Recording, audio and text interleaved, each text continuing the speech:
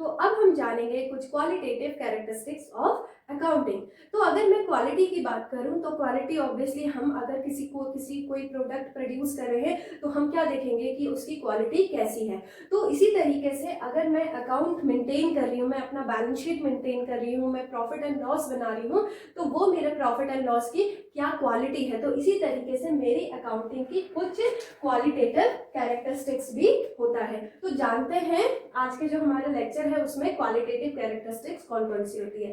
तो अगर मैं एग्जाम के पर्सपेक्टिव से बताऊं तो ये बहुत ही इंपॉर्टेंट कैरेक्टरिस्टिक्स है, क्योंकि यहाँ से सीधे सीधे एक नंबर हमारे आते हैं। सबसे पहला है रिलायबिलिटी। रिलायबल मतलब होता है कि क्या मैं जो भी डॉक्यूमेंट प्रोड्यूस कर रही हूँ, जो भी मैंने अकाउंट प्रोड्यूस किया, क्या मैं उस पर रिलाई कर सकती हूँ या नहीं कर सकती हूँ।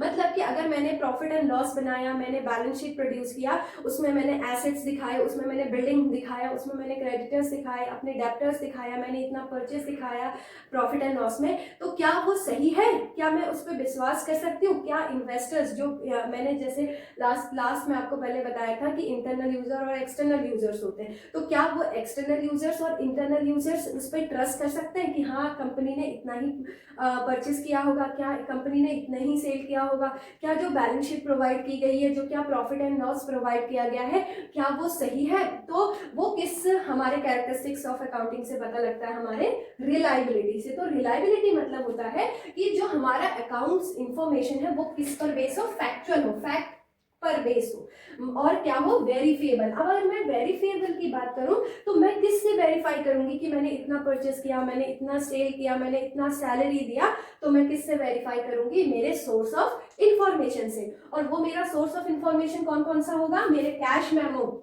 मेरा परचेज इनवॉइस। अगर मैं कुछ परचेज कर रही हूँ तो मुझे इनवॉइस आएगा कि मुझे एक इनवॉइस मिलेगा। आप कभी भी अगर शॉप में जाते हो या फिर आप कभी रेस्टोरेंट में जाते हो या फिर आप कभी मॉल में जाते हो, तो आप अगर कुछ परचेज करते हो तो आपको एक बिल मिलता है ना, उसी तरीके से परचेज इनवॉइस भी उसमें बिल होता है। उसमें क्या लिखा रहता है कि इतनी क्वांटिटी आपने इतने अमाउंट की परचेज करी, सेल्स इनवॉइस और एग्रीमेंट। तो इससे मैं क्या कर सकती हूँ, वेरीफाई कर सकती हूँ कि मैंने इतना परचेज किया है, इतना सेल किया है, इतनी सैलरी दी है, इतना मेरा लैंड का कॉस्ट है, इतना मेरा बिल्डिंग की कॉस्ट है। तो मैं क्या करूंगी, जो मेरा पहला कैरेक्टरिस्टिक्स ऑफ अकाउंटिंग है वो क्या है, रिलायबिलिटी।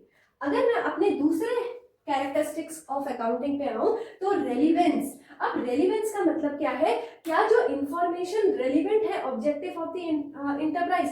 रेलिवेंट का मतलब है क्या वो मिलता है, अगर मेरा ऑब्जेक्टिव, इंटरप्राइज का कुछ ऑब्जेक्टिव है और जो मैंने इंफॉर्मेशन प्रोवाइड किया, क्या वो मैच करता है। क्या मैं ऐसे कुछ इंफॉर्मेशन तो प्रोवाइड नहीं कर रही जो अननेसेसरी है, मतलब कि जो मेरे इंटरप्राइज से रिलेटेड नहीं है, जो मेरे इंटरप्राइज के ऑब्जेक्टिव, मेरे जो मेरी कंपनी है उससे रिलेटेड ऑब्जेक्टिव, उसके ऑब्जेक्टिव से मैच नहीं करता है और मैंने वो इंफॉर्मेशन प्रोवाइड किया है, तो क्या वो नेसेसरी है, तो वो नेसेसरी नहीं है। तो रिलायबल रेलिवेंस मतलब क्या बताता है कि जो इंफॉर्मेशन मैं प्रोवाइड कर रही हूँ, इंफॉर्मेशन कैसे प्रोवाइड कर रही हूँ, मैं इंफॉर्मेशन बता रही हूँ कि मैंने ये मेथड ऑफ डेप्रिसिएशन लिया है, अगर मैं क्या बता रही हूँ आपको, उसमें ये बता रही हूँ कि मैंने इस वैल्यू ऑफ, मतलब स्टॉक को मैंने इस मेथड से वैल्यू किया है, तो वो मेरा क्या है, रेलिवेंट है।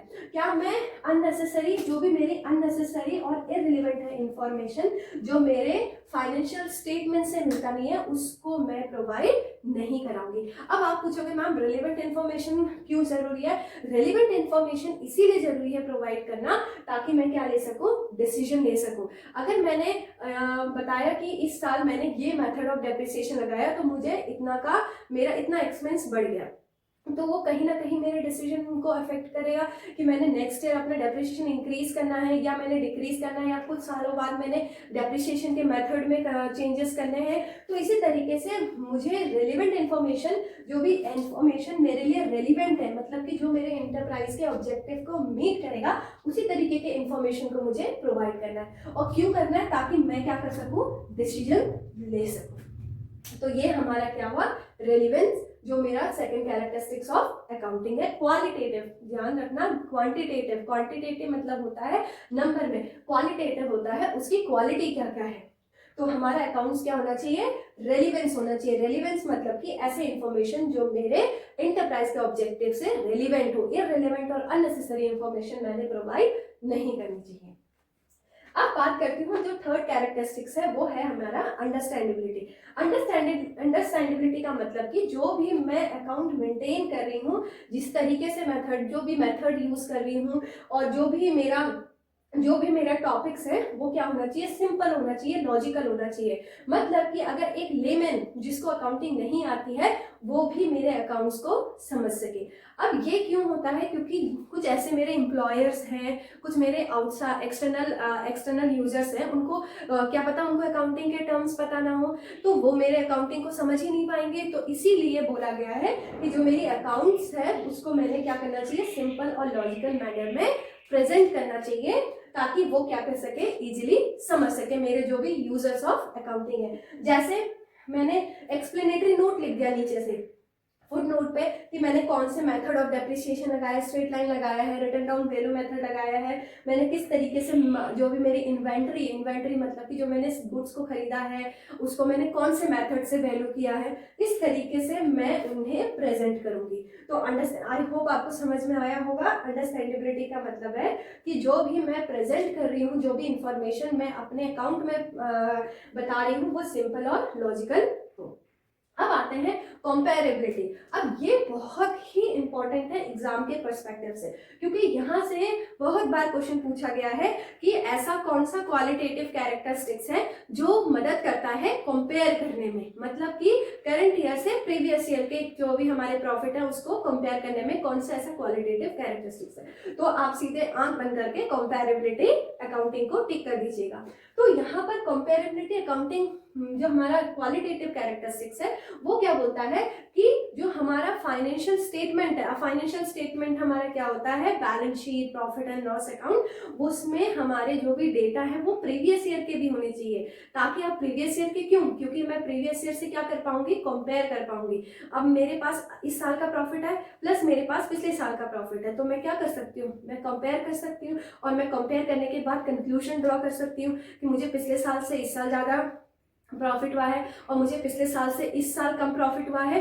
तो मैं क्या कर सकती हूँ, आगे के जो भी मेरे डिसीजंस हैं उसके बेस पर मैं क्या कर सकती हूँ, उस इंफॉर्मेशन के बेस पर मैं क्या ले सकती हूँ, डिसीजन ले सकती हूँ। तो इसी तरीके से यहाँ पर क्या लिखा है देखते हैं कि financial statement should contain the figure of previous year along with the figure of current year, मतलब करंट ईयर के फिगर के साथ हमारे पास क्या होना चाहिए, प्रीवियस ईयर का भी इंफॉर्मेशन होना चाहिए। अब करंट परफॉर्मेंस को मैं क्या कर सकती हूँ, कंपेयर कर सकती हूँ विद द पास्ट परफॉर्मेंस, और इससे मुझे क्या पता लगेगा, मेरे कौन से स्ट्रॉन्ग पॉइंट है और मेरे कौन से वीक पॉइंट है। तो अब हम देखते हैं, फिर से एक बार मैं रिवाइज कराती हूँ। क्वालिटेटिव कैरेक्टरिस्टिक्स कौन कौन से हैं हमारे, रिलायबिलिटी, रेलिवेंस, अंडरस्टैंडेबिलिटी, कंपैरेबिलिटी। अगर मैं शॉर्ट में बताऊं तो रिलायबिलिटी मतलब मैं रिलाई कर सकती हूँ। मैं रिलाई कब करूंगी, जब मेरे पास सोर्स ऑफ डॉक्यूमेंट होगा, मैं जब देखूंगी डॉक्यूमेंट को मैं मैच करूंगी तो मैं रिलाई कर सकती हूँ, हाँ ये जो भी लिखा गया है वो सही है, क्योंकि डॉक्यूमेंट, सोर्स ऑफ डॉक्यूमेंट में